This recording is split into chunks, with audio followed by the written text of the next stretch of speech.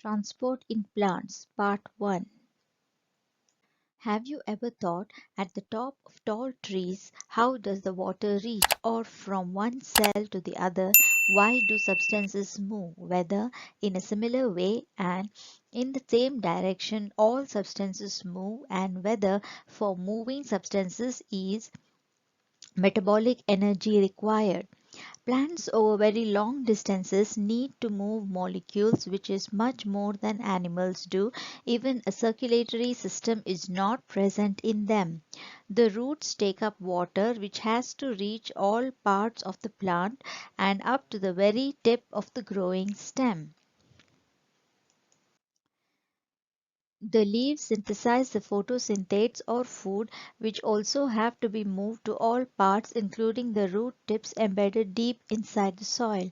Say within the cell, movement across the membranes across short distances and within the tissue from cell to cell also has to take place.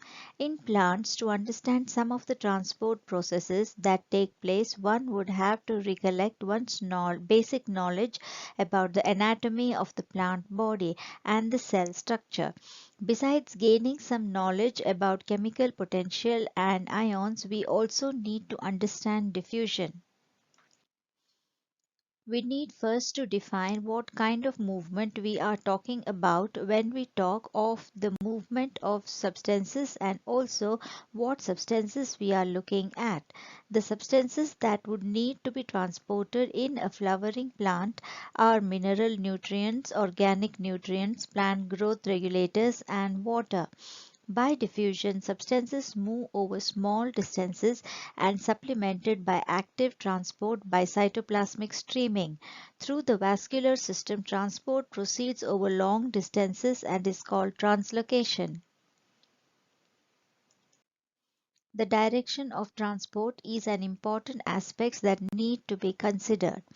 For roots to the stem in rooted plants, transport in xylem is essentially unidirectional. However, multidirectional transport takes place in for organic and mineral nutrients. The photosynthetic leaves that synthesize organic compounds are exported to all other parts of the plant and also to the storage organs. They are later re-exported from the storage organs. The roots take up the mineral nutrients and transports it upwards into the growing regions, leaves and the stem. The nutrients may be withdrawn from the regions when any plant part undergoes senescence and move to the growing parts. Though in very small amounts, the hormones or plant growth regulators and other chemical stimuli are also transported from where they are synthesized to other parts, sometimes in a strictly polarized or unidirectional manner. There is hence a complex traffic of compounds in a flowering plant moving in different directions, each organ giving out some other substances and receiving some others. Means of transport. Diffusion. By diffusion, the movement is passive and may be from cell to cell or over short distances or from one part of the cell to the other, say from the intercellular spaces of the leaf to the outside. Energy expenditure does not take place. Molecules in diffusion move in a random fashion, the net result being moving of substances from regions of higher concentration to regions of lower concentration. On a living system, diffusion is not dependent and is a slow process. In gases and liquids, diffusion is obvious, but diffusion in solids rather than in of solids is more likely. Since the only means for gaseous movement within the plant body is diffusion, and it is very important to plants. The gradient of concentration permeability of the membrane separating them, temperature and pressure are affected by diffusion rates. Facilitated diffusion. For diffusion to occur, as pointed out earlier, a gradient must already be present. On the size of the substances depends the diffusion rate. Smaller substances obviously diffuse faster. Across a membrane, the diffusion of any substance also depends on its solubility in lipids, which is a major constituent of the membrane. Through the membrane, substances soluble in lipids diffuse faster. Through the membrane, substances with hydrophilic moiety find it difficult to pass, their movement has to be facilitated. Such molecules across the membrane as the membrane proteins provide sites. A concentration gradient is not set up by them. For molecules to diffuse, a concentration gradient must already be present even if facilitated by the proteins. The process is called facilitated diffusion. Without expenditure of ATP energy, special proteins in facilitated diffusion help move substances across membranes. Net transport of molecules from a low to a high concentration cannot be caused by facilitated diffusion. This would require input of energy. When all of the protein transporters are being used, transport rate reaches a maximum. Facilitated diffusion allows cell to select substances for uptake and is very specific.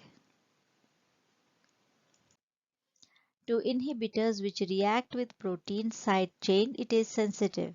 In the membrane, the proteins form channels for molecules to pass through. Some of the channels are always open and others can be controlled. Some of the molecules are large, allowing a variety of them to cross. In the outer membranes of the plastids, mitochondria, and some bacteria, the porins, which are proteins, form huge pores allowing molecules up to the size of small proteins to pass through.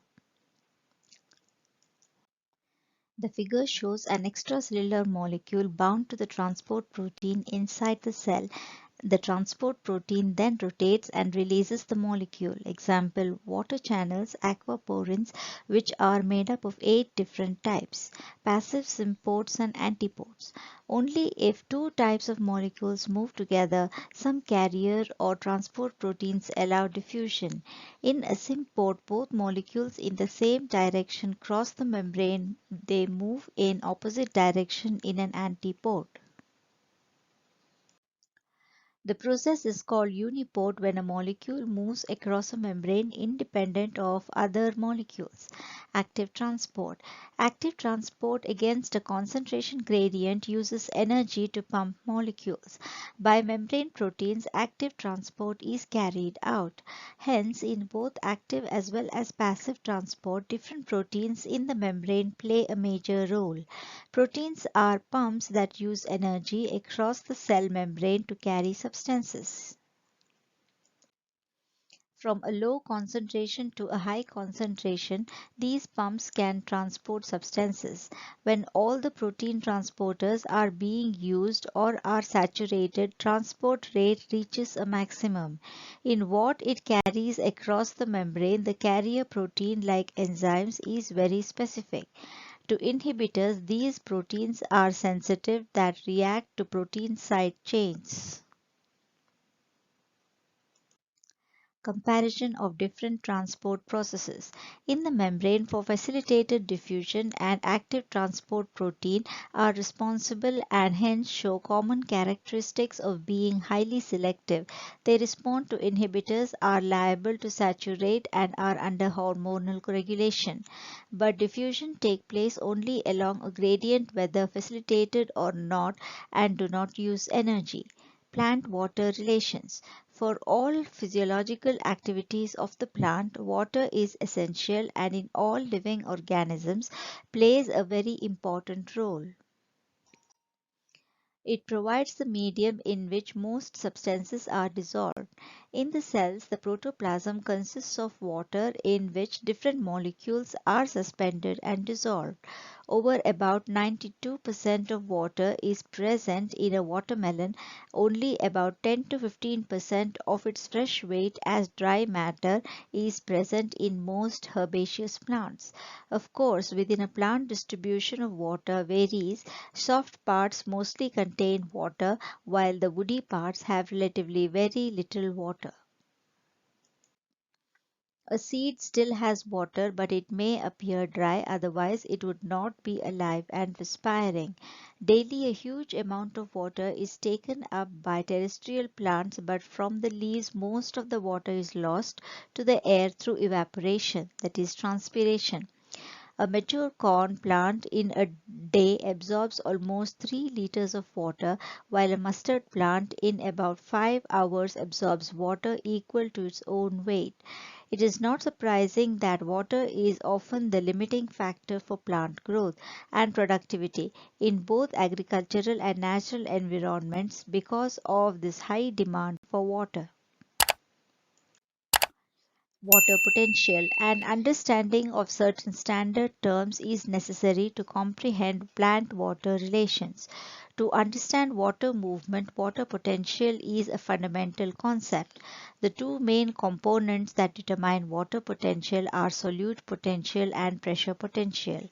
Kinetic energy is present in water molecules. They are in random motion, that is both rapid and constant in liquid and gaseous form. In a system, the greater the concentration of water, the greater is its water potential or kinetic energy. Hence, pure water consists of the greatest water potential. If two systems in contact contain water, random movement of water molecules will result in net movement of water molecules from the system with higher energy to the one with lower energy. Thus, from the system, water will move from higher water potential to the one having lower water potential. This process of movement of substances down a gradient of free energy is called diffusion. Using a Greek symbol, water potential is denoted by psi and in pressure units it is expressed as pascals. By convention, at standard temperatures which is not under any pressure, the water potential of pure water is taken to be zero. In pure water, if some solute is dissolved, fewer free water is present in the solution and the concentration of water decreases, reducing its water potential. Hence, water potential of all solutions is lower than pure water. Due to dissolution of a solute, the magnitude of this lowering is called solute potential or psi s. Psi s is always negative. The more the solute particles, the lower is the psi s. At atmospheric pressure for a solution, psi w is equal to psi s. To pure water or a solution, if a pressure greater than atmospheric pressure is applied, its water potential increases. It is equivalent to pumping water from one place to another. In a plant system, pressure can build up due to diffusion when water enters a plant cell, causing a pressure build-up against the cell wall. It makes the cell turgid. This increases the pressure potential. Usually, pressure potential is positive, though negative potential or tension in plants in the water column in the xylem plays a major role in water transport up a stem. Pressure potential is denoted by psi p. By both solute and pressure potential, water potential of a cell is affected. The relationship between them is as follows. Psi w is equal to psi s plus psi p. Osmosis. A cell membrane and a cell wall surrounds the plant cell. The cell wall is not a barrier to movement as it is freely permeable to water and substances in solution. Usually, the cells in plants contain a large central vacuole which contains the vacuolar sap and it contributes to the solute potential of the cell.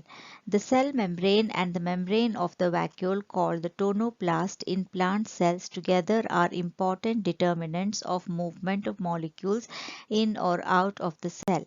The diffusion of water across a differentially or semi-permeable membrane is used to refer specifically to osmosis. In response to a driving force, osmosis occurs spontaneously. On both the pressure gradient and concentration gradient depend the net direction and rate of osmosis.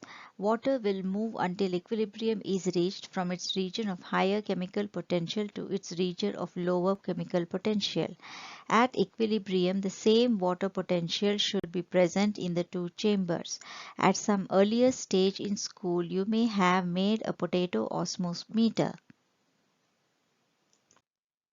If the potato tuber is placed in water, the cavity containing a concentrated sugar solution in the potato tuber collects water due to osmosis. Study the figure in which A and B, the two chambers, contain solutions which are separated by a semi-permeable membrane. Let us discuss another experiment where a solution of sucrose in water is taken in a funnel. It is separated through a semi-permeable membrane from pure water in a beaker. This kind of a membrane is found in an egg. Through a small hole at one end of the egg, remove the yolk and albumin and place the shell for a few hours in dilute solution of hydrochloric acid. Leaving the membrane intact, the shell of the egg dissolves. Water will move into a funnel, causing the level of the solution to rise in the funnel. Until the equilibrium is reached, this will continue. Will this equilibrium ever be reached in case sucrose diffuses out through the membrane? From the upper part of the funnel, the external pressure can be applied such that through the membrane no water diffuses into the funnel. In fact, this pressure required to prevent water from diffusing is a osmotic pressure, and this is the function of the solute concentration. More the concentration of the solute, greater will be the pressure required to prevent water from diffusing in.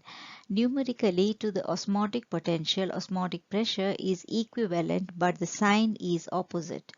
The positive pressure applied to osmotic pressure while osmotic potential is negative. Plasmolysis. With regard to the movement of water, the behavior of the plant cells depends on the surrounding solution. The external solution is said to be isotonic if it balances the osmotic pressure of the cytoplasm. The external solution is hypotonic if it is more dilute than the cytoplasm, and the external solution is hypertonic if it is more concentrated. In hypotonic solutions, the cell swells and they shrink in hypertonic ones. When water moves out of the cell and the cell membrane of the plant cell shrinks away from its cell wall, plasmolysis occurs. When the cell is placed in a solution that is hypertonic to the protoplasm, plasmolysis occurs. Water moves out. From the cytoplasm, water is first lost and then water from the vacuole is lost. When the water is drawn out of the cell through diffusion into the extracellular fluid, it causes the protoplast to shrink away from the walls. The cell is then said to be plasmolysed. Across the membrane, the movement of water occurred, moving from an area of higher water potential to the area of lower water potential outside the cell. In the plasmolysed cell, what occupies the space between the cell wall and the shrunken protoplast? In an isotonic solution, when the cell is placed, there is no net flow of water towards the inside or outside. It is said to be isotonic if the external solution balances the osmotic pressure of the cytoplasm. The cells are said to be flaccid when water flows into the cell and out of the cell and are in equilibrium. Usually, the process of plasmolysis is reversible. When the cells are placed in a hypotonic solution, the cytoplasm builds up a pressure against the wall as the water diffuses into the cell, and this is called turgor pressure. When the protoplast exerts pressure due to the entry of water against the rigid walls, it is called pressure potential or psi p. The cell does not rupture because of the rigidity of the cell wall. For enlargement and extension growth of cells, turgor pressure is ultimately responsible. Imbibition.